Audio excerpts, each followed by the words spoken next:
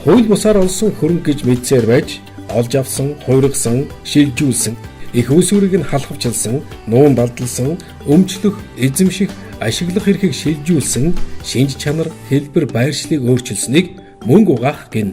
Харин террорист байгууллага, террорист хүн эсвэл террорист үйл ажиллагаанд зарцуулагдахыг мэдсээр байж шууд бусаар эд хөрөнгө хуримтлуулсан, шилжүүлсэн, зарцуулсныг терроризмыг санхүүжүүлэх гэдэг. Банк, санхүү, үйл хөдлөх хөрөнгө хуулийн салбарт ажиллагсад с жигтэй гүйлгээг мэдээлэх үүрэгтэй.